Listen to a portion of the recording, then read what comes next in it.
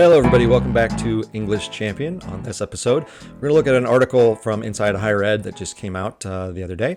And it's from an English teacher, a college English teacher, as I was for 17 years.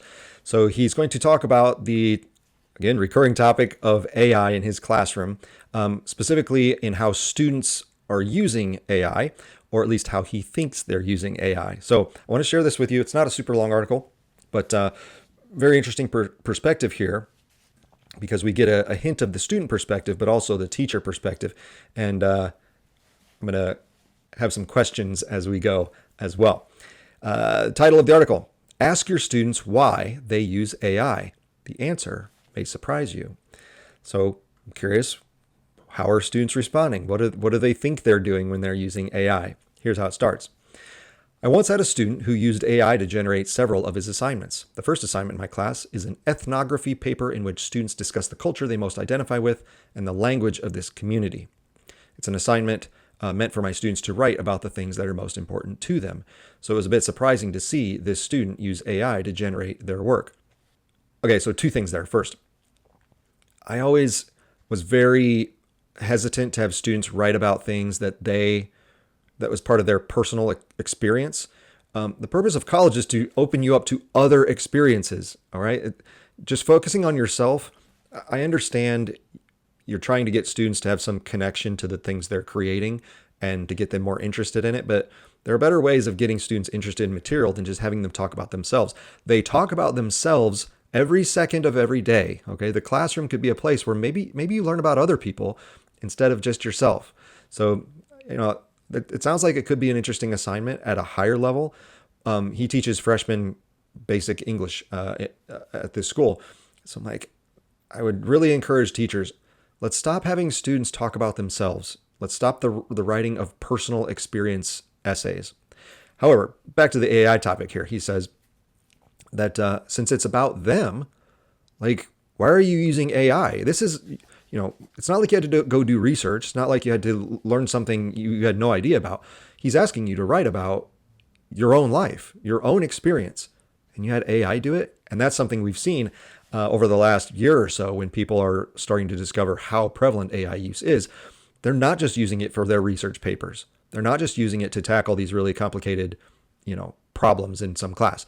They're actually doing it for the simplest things you can think of. The most extreme examples of this are when teachers have said, yeah, I just had you write a little introduction to yourself on the first day of class, and you used AI to introduce yourself. So this is what students are doing. It's not just on the complex tasks, because the notion being spread is that, it's a guide. It enhances the learning. It's there for support. Well, you could kind of understand that if the project is very difficult. This is not. This is about yourself. You aren't even willing to write about yourself. You had to have a computer do it for you. So that's the bigger problem here. And then he's going to ask, well, why are you doing that? At first, I told this student that he couldn't use AI to write his entire essay, or else I would have to fail his assignments. Other times when I've met with students caught using AI unethically, they stop using it almost instantly. We're trying to wrestle with this idea of ethically. What does it mean to use it ethically? I think there is a pretty distinct boundary where I think one is fine, the other way is not okay. The other way tilts towards being unethical, but he doesn't actually say what his rules are. And most schools, most teachers, they never explain that. They're like, we need to teach the ethics of AI. It's like, okay, well, what are those? And it's so funny that we have reached a point in the culture where the word ethics now suddenly matters. Oh, how interesting that now you want to talk about ethics, when for all the previous years, it wasn't okay to bring in morality or judgment, or that there are specific rights and wrongs, and that we promoted the idea of, well, I'm going to live my truth. Well, how do you have ethics in an environment where everyone has their own truth? Those two things don't go together. When you say there's ethics, you're saying there's something right and there's something wrong, no matter who you are. So I wish that's not really the focus of this paper, but I wish when people say, well, I want them to use it ethically, they use it as like this just umbrella term that isn't descriptive enough. We need to know, what are you talking about? When you say ethics, let's clarify so that we can have an actual discussion about that. But he says, when I mention it to people, they stop using it almost instantly. At least he thinks that's what they're doing.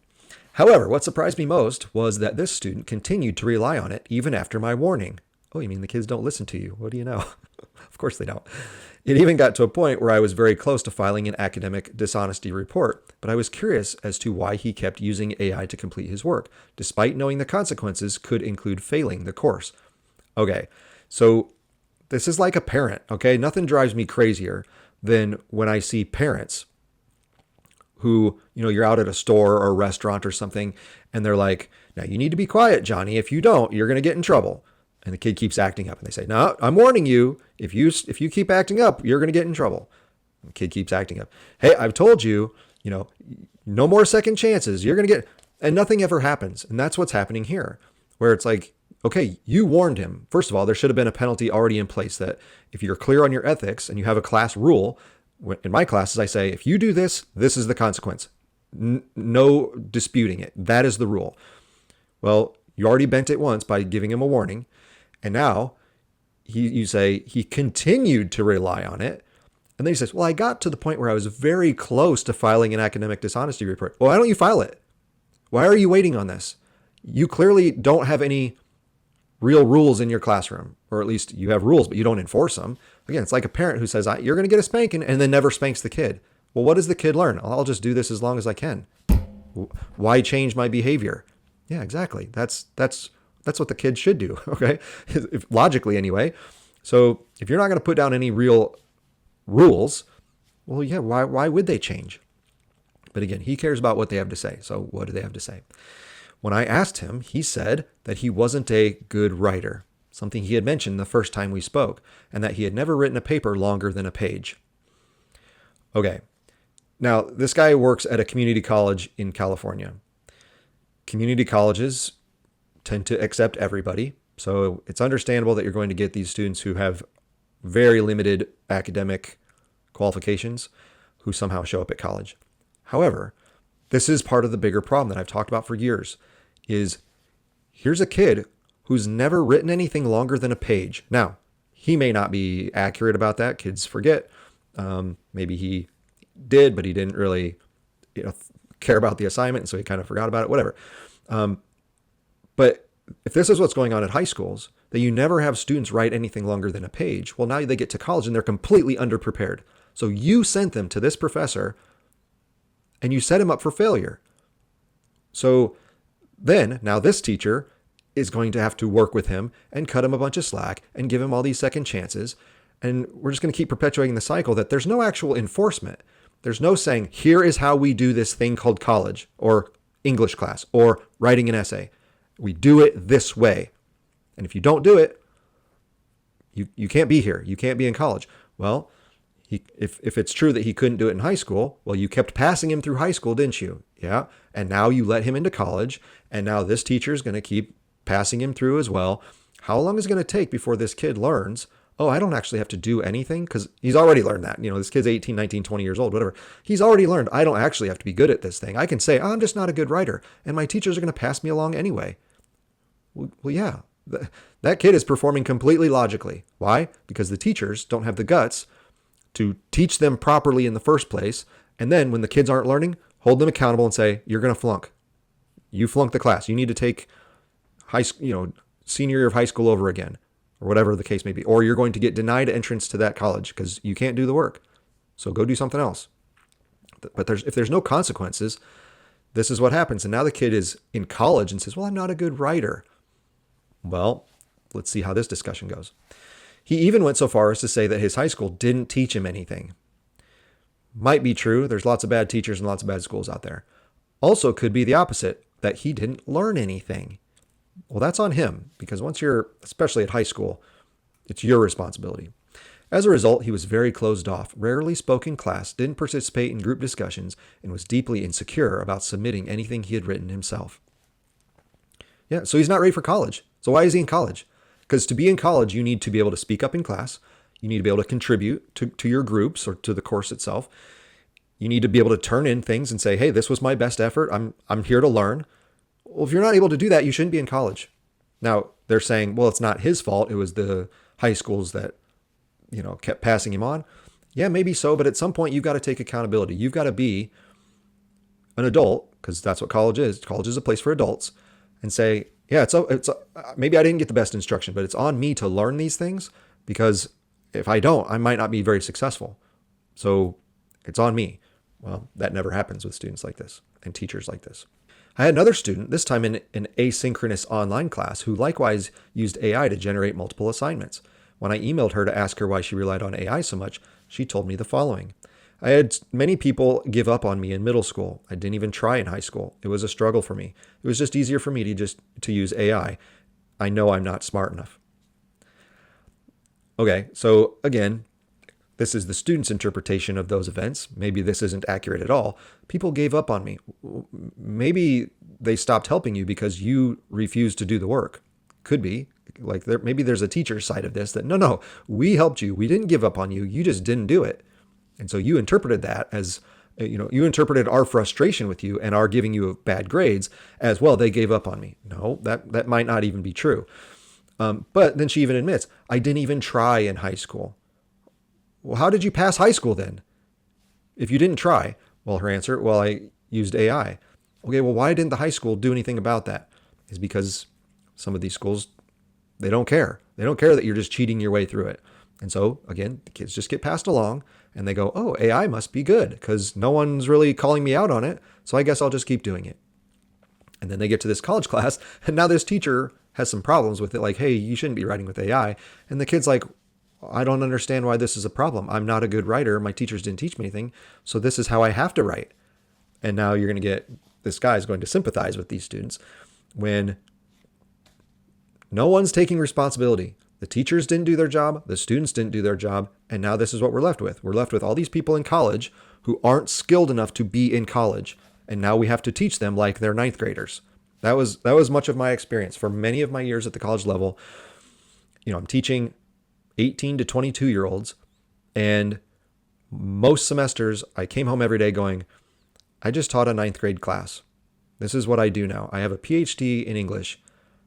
I made it my entire goal to be a university professor.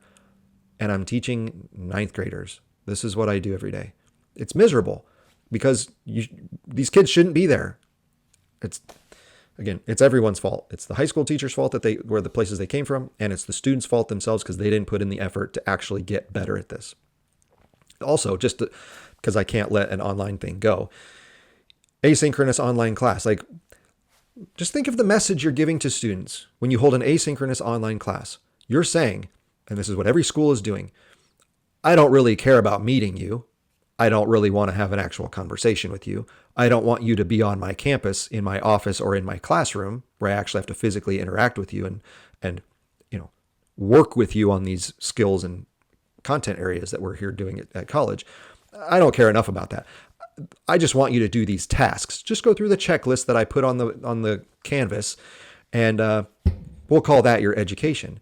And then we're surprised when the kids go, well, if all you want me to do is a checklist of tasks, maybe I'll just have AI do it. After all, you don't really care about me as a person. You have this school where you don't even, or these classes where you don't even want to talk to me. You don't really care if we talk to our classmates. I don't really want to talk to them anyway. I just want to do a checklist. So I'll just have the AI do it. Yeah. When the more we move as teachers or as schools to the tech stuff, the more students react to it and go, well, if you're just going to do techie things, then I'll just do techie things. You don't really care about me as a student, so I won't care about the class.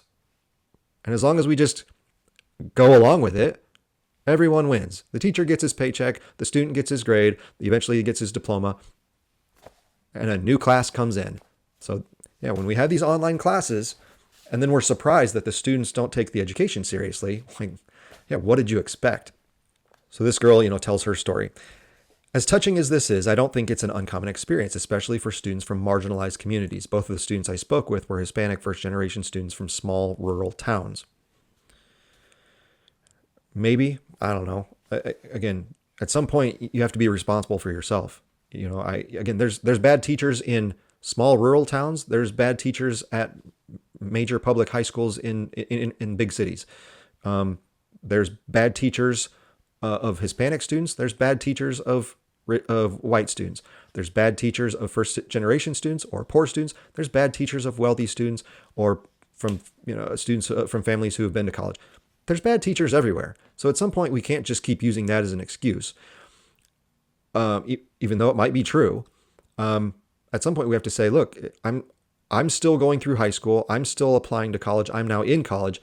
At some point, I have to take responsibility for me and learn the material or improve in the skills and stop making excuses, because no one's life is perfect. I went to a good school, but I mean a normal public high school where I had good teachers, but I also can remember a number of bad teachers. So they're everywhere. Along your 13 years of K through 12, yeah, maybe you had some bad teachers, but certainly you probably had some good ones too. So you can't just blame the teachers all the time.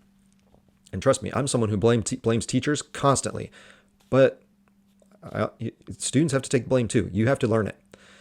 So now he gives a little bit of his background. I currently teach English at a community college in Central California, and one of the reasons I love teaching here is because of how diverse my students are.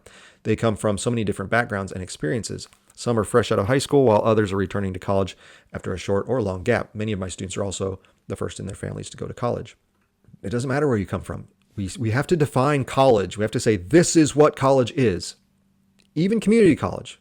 We have to say, look, there has to be a standard. If you can't do these things, you can't be here. But no one's willing to have a standard. For the rhetorical analysis unit, I show my students Sir Ken Robinson's famous 2007 TED Talk, Do Skills Kill Creativity? It's still a great talk for understanding how a speaker can effectively use ethos, pathos, and logos in oral communication. But more than that, Robinson's message resonates deeply with students. When he jokes about how schools educate them progressively from the waist up, and then we focus on their heads and then slightly to one side, my students chuckle, not simply because it's funny, but because they know it's true. Many students have shared with me over the years how they often felt dumb in middle school and high school when they didn't know what to do for an assignment or an essay, and how that still affects their self-esteem in college. Okay, maybe. Yes, again, there are lots of bad teachers out there. Maybe the teacher didn't explain something clearly enough. Could be. Or could it be that when the teacher was explaining it, you weren't listening. You were goofing around. You were texting or watching TikTok or whatever. You weren't accountable to you. So again, we hear this, we hear students give their version of the story. And again, sometimes that might be true, but you also have to understand there's also a different side to this. The kid is going to put him or herself in the most victimized spot possible. Okay. If they're struggling at school and they want to earn some sympathy from the teacher to let them have second chances or to not grade them so hard or whatever it is, yeah, they're going to tell you the best sob story they can. And so when they're like, well, I just have low self-esteem because my teachers made me feel dumb and, no one cared about me. It's like, well, maybe they did care about you, and maybe you felt perceived as dumb because you got low grades because you didn't study. It could be that too. Are you telling me every single kid who makes it to college and struggles is because it was always the teacher's fault? Well, that's impossible. So it's not like you should ignore students. Obviously, you need to hear them out. But part of being a good teacher and why you have standards, because then that levels the playing field. And it says, look, I don't care what background you're from. You can have the best background, the worst background. I don't care. I'm going to treat everyone equally, which is, I thought, part of what education was supposed to be. Treating people equally. But instead, we go, well, you've had it rough, so I'm going to cut you some slack. And, oh, you've had a privileged background, so I'm going to be tougher on you. And it's like, no, have one standard and say, this is what we do here. And if you can cut it, great, come on in. If you can't, go do something else. That's fine. You're not a bad person, but this isn't the place for you. But instead, the students come to us with their sob stories. And like, oh, I felt dumb. Well, was that because you never studied? Is it because you didn't put in the extra work in your writing class? Is that possibly why you weren't so great? I felt dumb in high school in chemistry class. Was it because the teacher didn't teach me properly? Maybe, the way he explained stuff, I really struggled to understand him, but it was also because I didn't study hard enough. Like, it's my responsibility. And yeah, I went and got some help sometimes. I went and talked to tutors, and sometimes it helped, sometimes it didn't. But like, ultimately, it's my job to learn this stuff. And I can't just complain about other people all the time. So, when these teachers have students in their classes and they give them these sob stories, and then they're like, oh, okay, well, I'll help you and give you extra advice. It's like, yeah, at what point are you going to say, look, yeah, you've had it rough. You got to get past it and do the job, do the work. I'm going to come back to that here in a second. Much like how I encourage my students to use Wikipedia wisely, I also encourage them to use AI ethically. Again, we never know quite what that means. Once my students have submitted an essay, I have them fill out a form indicating whether they used AI. You have them fill out the form. Okay. And if so, for what purposes? Usually about half the class will admit they used AI, while the other half say they didn't. That means 100% of your kids are using AI. Of those who do, they report using AI mostly for brainstorming ideas, citation help, proofreading or suggestions, and rewording or paraphrasing. Again, I would say that brainstorming ideas, unethical. Rewording and paraphrasing, unethical. Proofreading, editing, I'm okay with. Citation help, I'm okay with. So again, we need to delineate the things that are acceptable here versus the things that are not, and we need to have real reasons why. Again, the fact that you ask the kids to tell you, and the fact that they're honest about it, that's great. But there's also half the class that are like, well, if I say yes, am I going to get in trouble? And so they're just going to say no. So you have to assume that everyone's using it. In my experience, here comes to the writing process of this English class. In my experience so far, it's actually been rare for students to use AI to generate entire drafts. If anything, they may use AI to generate part of their essay, like an introduction or a couple of body paragraphs. Wait a second. I taught freshman English. You're not writing 15-page papers most of the time at most schools, especially at a community college. When I taught at a community college, the longest essay we ever wrote for entry-level freshmen, first semester freshmen, was 1,000 words. Second semester freshman, English 102, we wrote a 2,000-word paper. All right, so that's several pages. But 1,000 words is only, I used to tell my students, it's between 6 and 7 paragraphs. And that's the longest. We might do only 500 words. So if they're generating part of their essay, like an introduction or a couple of body paragraphs, well, depending on the assignment, that could be 3/4 of the essay. It's like, well, that's rare for them to generate entire drafts. Oh, but they can do it for 60 to 75% of their draft. That's okay? There needs to be a more consistent rule. However, as we continue to explore ways to implement AI in the classroom, we also need to remind our students of an often forgotten truth about learning. It's messy and it's okay to make mistakes. When Robinson, speaking in 2007, says that education stigmatizes mistakes, my students in 2025 nod their heads and agree wholeheartedly. Okay, stigmatizing mistakes. That's what learning is. Learning is you make mistakes. And now he's going to say that, yeah, that's the whole point. We should be okay with that. But at some point, there has to be a consequence. You can't just keep saying, it's okay to make mistakes. Doesn't really matter as long as we keep getting better. Well, at some point, you have to be assessed. We have to judge whether you can actually do something or not. So when students are like, oh yeah, my teacher was stigmatizing my mistakes. It's like, well, was it stigmatizing when you wrote 2 + 2 = 5 and they put a red check mark by it saying incorrect? Was that stigmatizing you? Or did you get it wrong? Because it's wrong. Like, you have to be told you're wrong at some point. And writing is slightly different because you can work on things and reshape, as we'll get to here in a second. But we can't just in a blanket statement say, well, we stigmatize mistakes. Yeah, you sort of have to, because if you think that if you give the kids the impression that anything is acceptable, like 2 + 2 = 5, the only way you fix that is you put a stigma on it and go, nope, here's a red mark. It's not right. That's how you learn. The student has to realize, oh, I can't just write any number I want. I have to do it the right way. And in order for me to learn the right way, sometimes there has to be a punishment or some consequence. Yeah, that's called teaching and learning. This idea that we should never stigmatize mistakes, because that's where he's going to go next. And writing is slightly different, as I'll explain. But in most things in life, there is a right way to do things and a not right way to do things. And if students don't know the difference, we're going to have problems. When I speak with students who have been caught using AI, they usually do two things. They apologize, and they almost always say, I'm just not a good writer. Yeah, because they know that's what's going to get the most sympathy from you. It's not going to be, well, yeah, I used it because I wanted to cheat and get this done with as fast as possible. They're going to say, well, I'm just not very good. Will you please take mercy on me and let me redo it and let me have a second chance and let me use the computer for this and for this. I promise I won't use it to cheat for the whole thing. But yeah, this is how they get into, they touch your sympathy buttons. Well, I'm just not very good at this. My teachers, gave me bad self-esteem when I was in elementary and high school. Yeah, because no one ever has any consequences. I've always made it a point to let my students know that there's no such thing as a bad or good writer, a statement that sometimes raises a few eyebrows. there are definitely bad writers. The real distinction, I tell them, is between experienced writers and inexperienced writers, because writing is a skill that can be developed. Okay, this is one of those things in teaching that is kind of true and sounds true, but can also not be true. That, oh, we're just trying to get experience. Experience is what we're aiming at, not good. It's like, well, there are lots of people who are experienced writers that are not good writers. Okay? We see bookshelves and TV shows and movies that come out every single day, filling our entire media space with people who are experienced at this, and they produce work that is not good.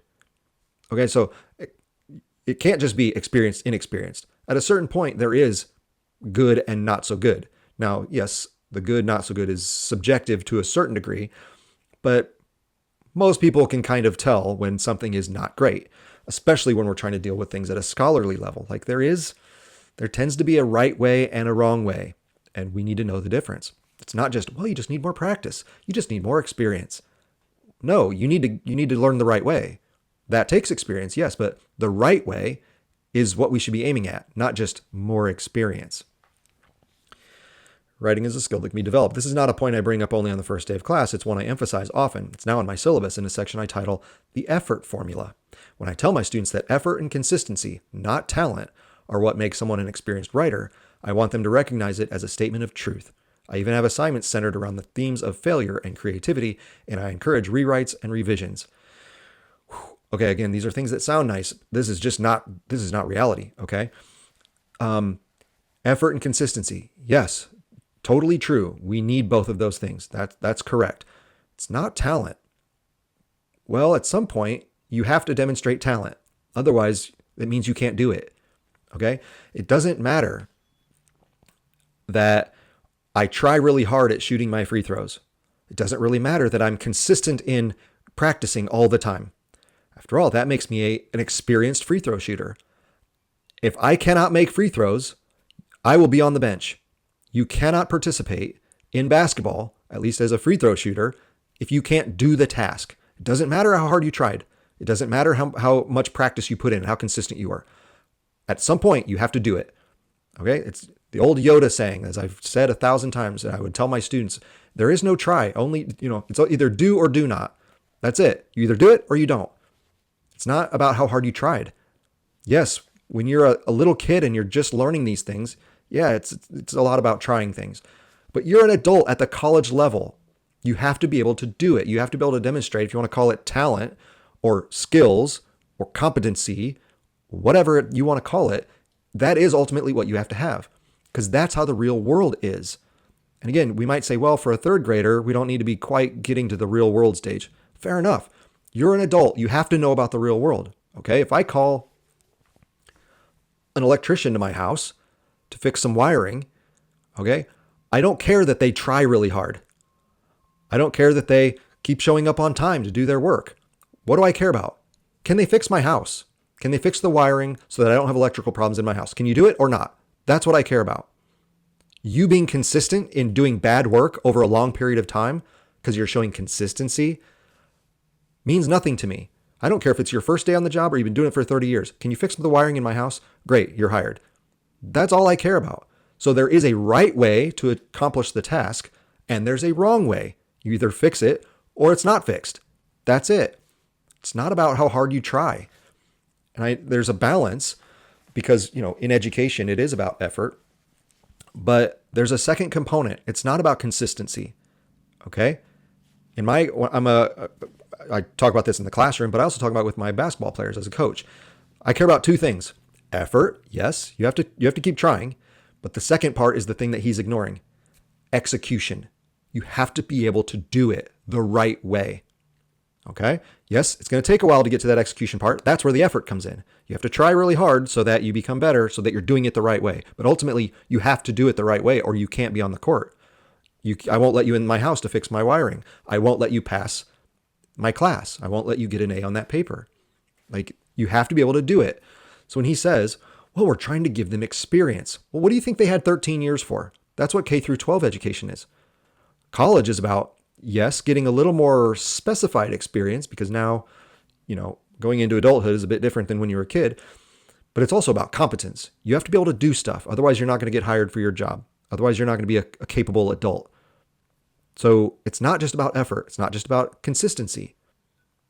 There is talent involved. Talent is called competence. You have to be able to do stuff. When someone can do something, we go, oh, they're really talented. Well, what are we saying? We're saying they can do stuff. That's what that means. You go, well, you don't have to be a talented writer. You just need to be consistent. Consistently bad? That's not what we're aiming at. Like, you can't use this language. Oh, I even put it in my syllabus. Like, this is a horrible idea. Your effort formula should be effort and execution. That's what I use in my classes. That's what I use with my athletes. Those are the two words that matter the most. You have to try hard and you have to be able to do the task. If you aren't doing either of those, you can't make it. If you're only doing one of those, well, that can get you by for a little while. But at the high levels, like college, like employment, like high level athletics, no, you have to be able to do the task. The second part of that is I even encourage rewrites and revisions. And there's a lot of dispute over this. I do not allow, for the most part, rewrites. You do the rewriting before the final draft. You don't do the rewriting after the final draft. That doesn't make any sense. All you're doing then is incentivizing kids to not work hard the first time. And then they go, oh, I got a D on this paper. So I guess now I'll maybe try harder the second time. And if you keep letting rewrites, they'll still not try hard. You want to incentivize the rewrites before they hand it in, not after. Rewriting is foolish. And again, it doesn't make any sense in the real world. Just as a sports example, okay? Do you get a rewrite for the football game on Friday night? No. When that buzzer sounds at the end of the fourth quarter, whatever's on the scoreboard, that's it. It's over. You don't get a rewrite. You don't get to replay the game.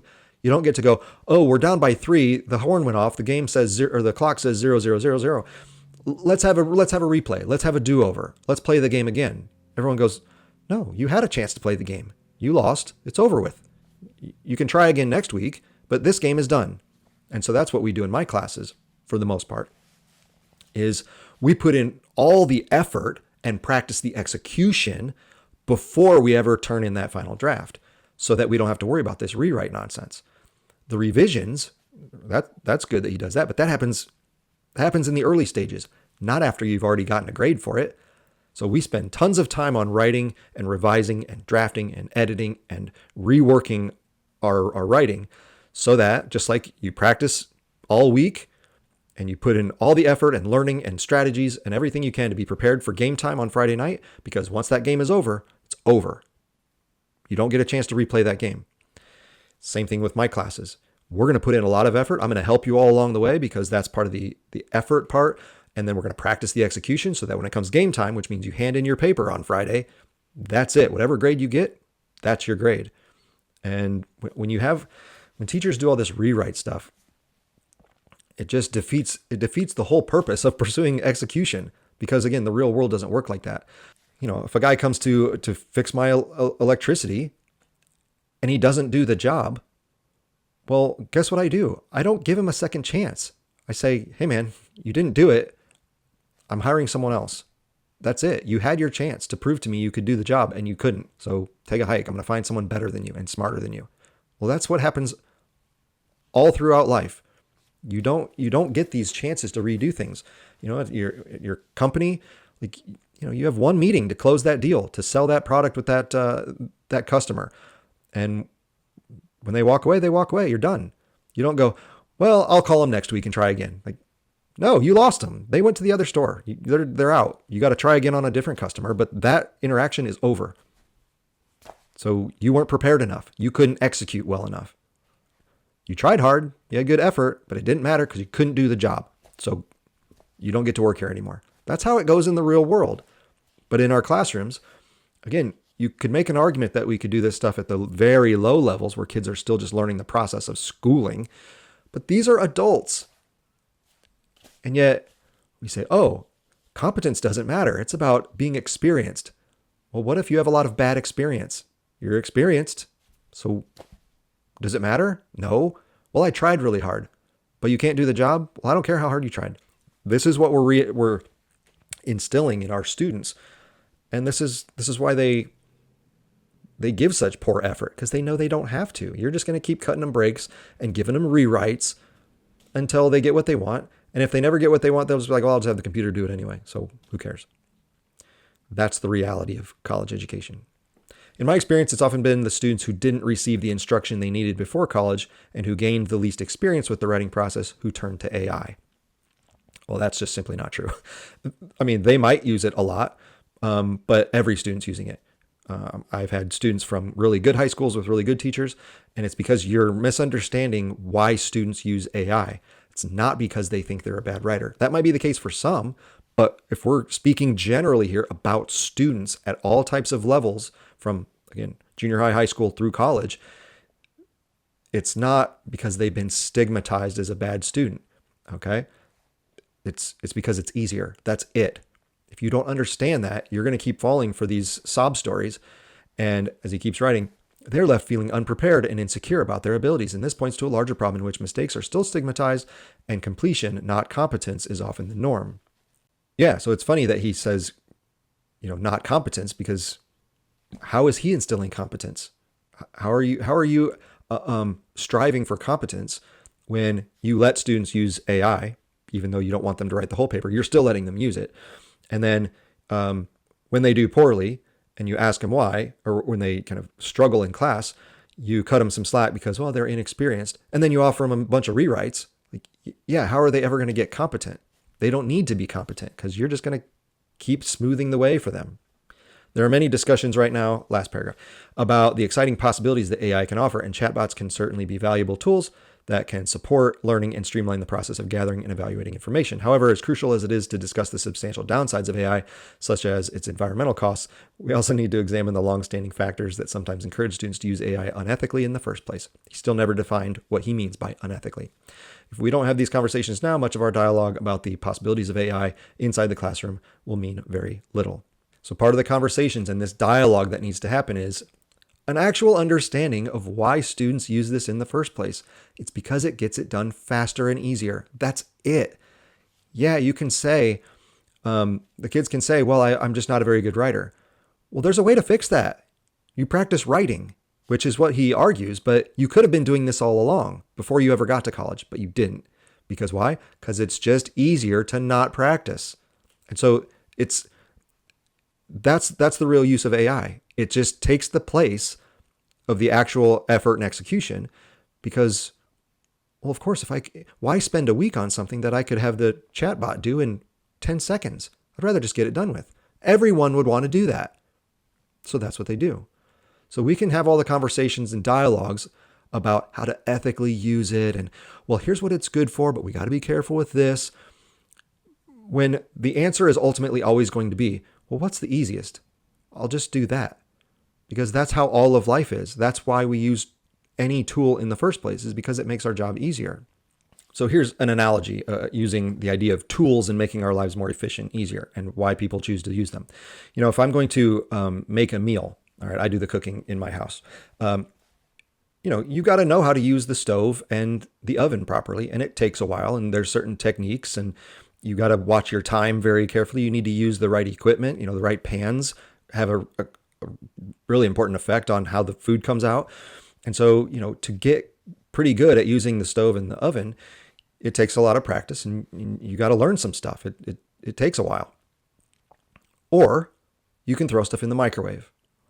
Well, if you have the option and you don't really care how it turns out, most people throw stuff in the microwave.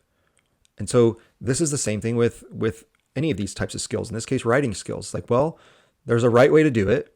You have to learn a lot of stuff in order to get good at it. And so it's up to you if you want to practice that. Or you could just do it fast and easy. You'll still get the same or a similar result. Because after all, in my case, well, it's just food. I need to eat dinner. So, and I'm not really picky about what I eat. So I guess I'll just heat stuff up in the microwave. Well, yeah, that's how kids think about AI. They're like, I don't really care about this project. I don't really care about this class. I might not even care about college in general. I just came here because someone told me I needed to. I just want to get the stuff done. I just want to have it done as fast as possible. I don't really care how it turns out. As long as it's acceptable for the teacher and I can go on to my next class, who cares? Yeah, that's why they use it. the answer isn't, well, I'm a bad cook, so I use the microwave. Because if you're a bad cook, you could learn how to use the microwave. Or you could learn how to use the stove and the oven and all the pans properly and all the utensils and figure out temperatures and ingredients and all that stuff. You could learn that. It just takes you actually doing it. You don't even need a teacher for that. You could just experiment and figure stuff out. But if you don't really care about the result, you're just going to use the microwave. So it's the exact same thing. You have tools at the school already. It's called the professor. You have computers, you have tutors, you have all sorts of resources that can help make you good at this thing. And instead, you're not using those things because, well, I'm a bad writer. If you're a bad writer, go talk to your professor. Go to office hours and sit and work on your assignments, because that's what I do with my students. I say, if you're struggling, come talk to me. I will sit with you as long as you want and I will help you. But instead, what do? Well, that would take too long. That sounds hard. I don't want to put in that kind of effort. I just need to get the paper done. And so you microwave it. You use AI for it. I don't understand why professors refuse to acknowledge that is why students use AI in school. It's because it's faster and easier. It's not for learning.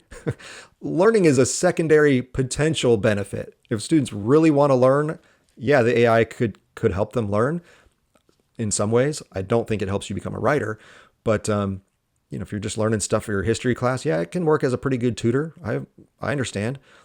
But that's not why students use it. It's because it's faster and easier. It's the microwave. Instead of spending an hour slaving over a hot stove or a hot oven, well, I can push the button that says 3 minutes on the microwave and it's done and I have my dinner and I can go on to the next thing. Just like the kids can finish that essay in 10 seconds and go on to the next thing.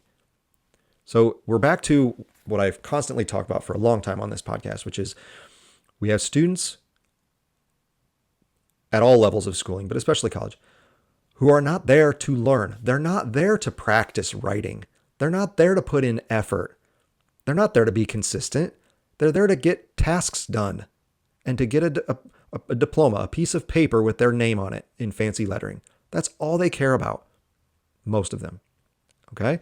So until we address that problem, you having these, debates about trying to get kids not to use AI, and the reason they are is because, well, they've had bad teaching for all their previous years. Like, yeah, you can make that claim all you want. It's not going to change the fact that no matter what you do, they're still going to use it.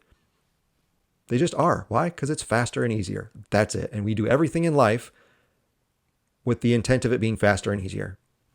So until you actually take a stand and go, you know what? I actually want to learn how to do this because I need to be a better thinker. I want to learn how to use my words better, and I want to express myself and have some clarity and structure to my thoughts and be able to share them with other people and have them actually be mine. I want to be honest and say, this is my idea. I care about this topic. Here's what I think, and I want you to hear it.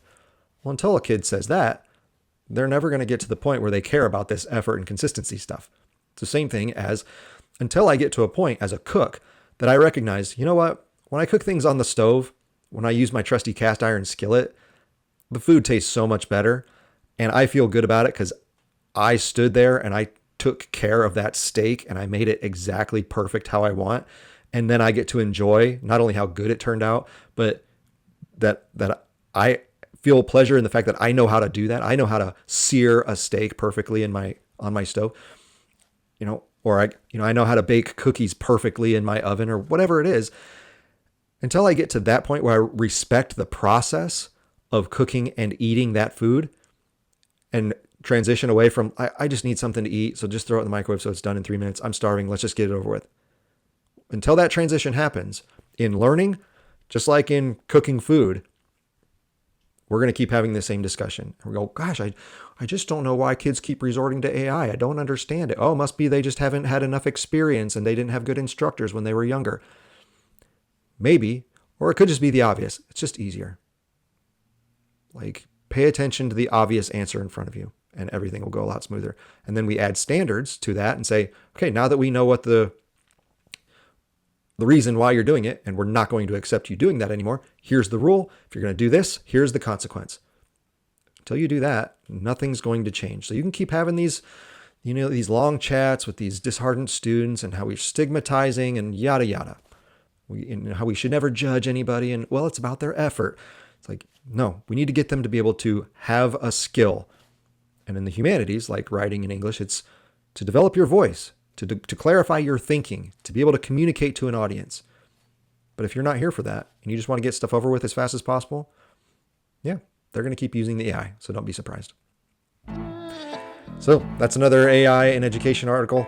That one specifically about my field of writing and English education. So take it for what it's worth. If you disagree, let me know. But seems like we're going to keep having these conversations because it's not getting through to these folks, both the teachers and the students and the schools themselves. So we have a long way to go before this gets any better. Thanks for watching. See you next time.